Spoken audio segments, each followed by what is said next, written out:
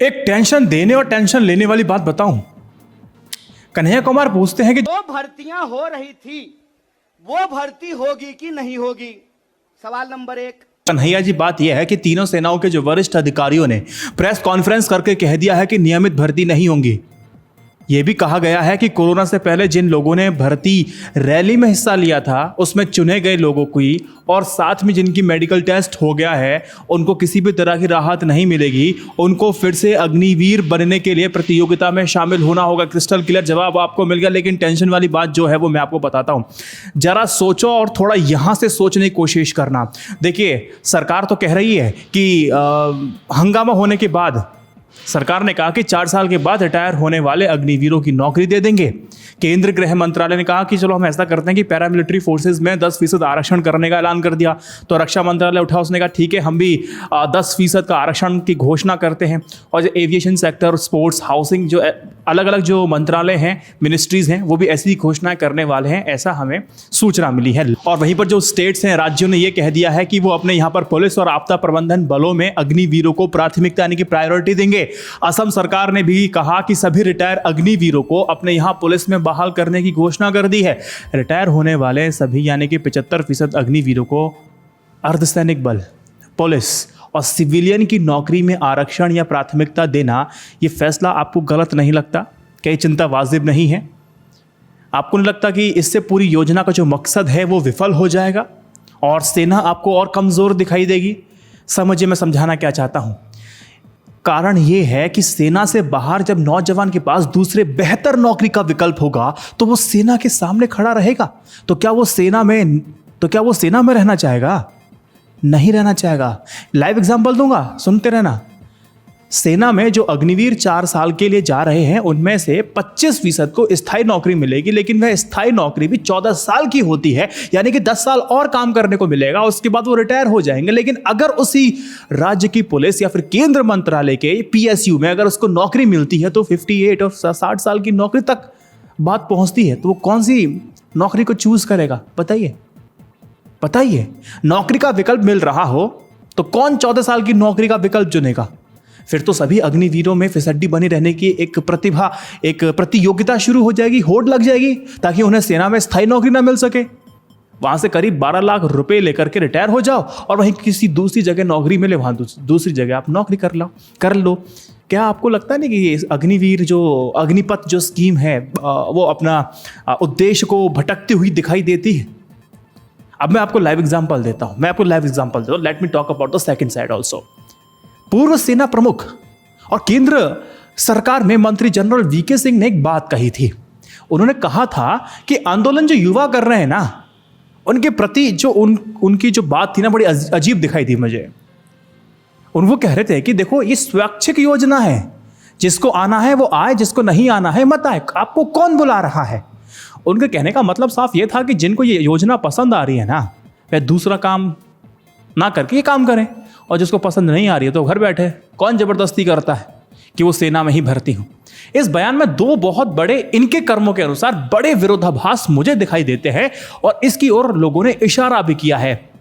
खुद general VK Singh 62 साल तक नौकरी करने और 4 स्टार जनरल रह चुकने के बाद भी 1 साल नौकरी बढ़वाने के लिए सेना और सरकार को अदालत तक ले गए थे, और अभी भी सेना की पेंशन और सांसद का वेतन ले रहे हैं। तो वो कैसे बिना पेंशन वाले 4 साल की नौकरी की तरफदारी कर सकते हैं साहब? दूसरा सबसे बड़ा विरोधाभास जो दिखाई देता है वो है अग्निपथ योजना का बचाव कर रहे कई सारे जानकार इसे अनिवार्य सैन्य सेवा या फिर अनिवार्य सैन्य प्रशिक्षण की दिशा में उठाया गया कदम बताते हैं। लेकिन जनरल VK सिंह का बयान सुनने के बाद तो मुझे ऐसा नहीं लगता है कि वाकई उनकी बात में और जो अनिवार्य सैन्य कदम की जो बात हो रही है उसमें कोई मैचिंग दिखाई देती है, मिसमैच करती बात दिखाई देती है। 2 विरोधाभास आपको मिल गए। अब एक बात सुन लीजिए, थोड़ी सी सख्त बात है कि सरकार को इन विरोधों की परवाह क्यों नहीं है। मैं आपको समझाता हूं। सरकार और मंत्रालय की तरफ से जवाब नहीं है। सेना के अफसरों को बैठा करके जवाब दिया गया है। समझिए, बड़ा सवाल यह है कि इस योजना के विरोध में हो रहे प्रदर्शनों और हिंसा को सरकार गंभीरता से नहीं ले रही है, क्योंकि सरकार को परवाह नहीं है। लेकिन क्यों? इतने जबरदस्त विरोध के बावजूद सरकार ने 2 टूक अंदाज में कह दिया कि योजना जारी रहेगी और उल्टे प्रदर्शनकारियों को धमकाया कि सेना में उनको नौकरी नहीं मिलेगी, कागज दिखाने पड़ेंगे तब जाके नौकरी मिलेगी। कागज किसको दिखाने थे और अब कौन दिखा रहा है? क्या सरकार ये मान के चल रही है कि इस तरह के हिंसक आंदोलन ज्यादा लंबे समय तक नहीं चलते, और चलते भी तो उसका असर क्या पड़ेगा? इस सरकार के लिए बस 2-4 दिनों का इवेंट सा हो जाता है। सॉरी टू से, बट लगता तो यही है ना। सरकार इस भरोसे में है चाहे कितना भी आंदोलन हो जाए उसका राजनीतिक नुकसान नहीं होने जा रहा है, इसलिए वो उसकी परवाह नहीं करती है, और परवाह करने की आवश्यकता बीजेपी को नहीं होती है। मैं किस ग्राउंड पे बात को कह रहा हूं? अग्निपथ योजना के विरोध में चल रहे आंदोलन से जितने भी सोशल मीडिया उत्साहित लोग हैं, विपक्षी नेता हैं, जो सोशल मीडिया के योद्धाओं को यह लग रहा है कि जिस तरह से किसान आंदोलन की वजह से सरकार ने कृषि का कानूनों को वापस ले लिया, कुछ उसी तरह से अग्निपथ जो स्कीम है इसको वापस ले लिया जाएगा, वापसी होगी। हो सकता है कि हो जाए, लेकिन अभी तो नहीं लग रहा। मान लीजिए कि 1% अगर हो भी जाए तो फायदा क्या? उससे युवाओं को क्या फायदा होगा, और सरकार पर से क्या सेहत पर असर पड़ेगा? कृषि कानून वापस हो गए, किसानों को एमएसपी मिल गई, बहुत बड़ा फायदा हो गया। मिनिमम सपोर्ट प्राइस मिल गई कि किसानों को नहीं मिली ना, कोई गारंटी दी नहीं मिली ना। आंदोलन खत्म हुए 7 से 8 महीने होने जा रहे हैं और दूसरा आंदोलन शुरू करने की बात चल रही है। सरकार ने अभी तक कमेटी बैठाने का विचार नहीं बना पाई। समझ रहे हो मैं कहना क्या चाह रहा हूं? समझ रहे हो? सरकार ने अपना वादा भी नहीं निभाया तो किसानों ने सरकार का क्या कर लिया? सरकार की राजनीतिक पूंजी को क्या नुकसान हो गया भाई? कि किसानों ने एकजुट होकर के समाज में उनके सामने एक साथ खड़े होकर के चुनावों में भाजपा को हराया? नहीं हराया ना। किसान आंदोलन के तुरंत बाद 5 राज्यों में चुनाव होते हैं, 4 में जीतते हैं और 1 में हारती है। 1 में जब हारी था उसमें कुछ बीजेपी का नहीं था। एक राज्य वहां हारी जहां पहले भाजपा का भी पास कुछ था ही नहीं खोने के लिए, वहां खो दिया सब कुछ। सोचिए कि इतने बड़े आंदोलन के बावजूद अगर भाजपा को राजनीतिक नुकसान नहीं हो पा रहा है तो फिर वो किसी भी आंदोलन की परवाह क्यों करेगी? जवाब है क्यों करेगी? उसे पता है ना कि उसने देश के नागरिकों को जिस राजनीतिक विमर्श में मतलब घुसा दिया है, डाल दिया है, वो वहां से नहीं निकल सकते हैं।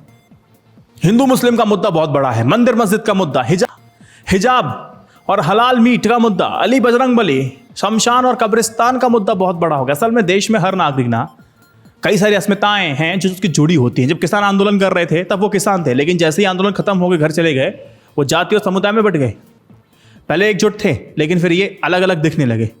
उसी तरह अग्निपथ योजना में विरोध करने वाले प्रदर्शनकारी जो युवा का जो समूह है ना, वो आंदोलन के बाद ऐसी जाति धर्म में बट जाएगा, ब्राह्मण क्षत्रिय वैश्य में बट जाएगा, फिर हिंदू में बट जाएगा, सिख ईसाई में बट जाएगा, मुस्लिम हिंदू में बट जाएगा, हिंदू मुस्लिम में हो जाएगा। एजेंडा दूसरा है साहब इनका, तो बीजेपी पता हम कर लेंगे, भाजपा को पता है। युवा या हो किसान, चाहे कुछ भी कहें, लेकिन अंत में तो हिंदू ही है ना। अस्मिता पे खतरा दिखाया जाएगा, वहां से सब कुछ हो जाएगा। इसलिए इस योजना या फिर उस योजना के विरोध से थोड़े समय के लिए सुर्खियों के अलावा और कुछ खास हासिल नहीं होने वाला है। सॉरी टू से, सरकार के लिए टाइम पास एक इवेंट बन जाता और कुछ नहीं। सरकार इसीलिए इस विरोध का परवाह नहीं करती है। क्रिस्टल क्लियर, खत्म। इस वीडियो को 3 व्हाट्सएप ग्रुप में शेयर करना। जय हिंद, वंदे मातरम। Stay updated, stay educated. सत्यमेव जयते। नमस्कार।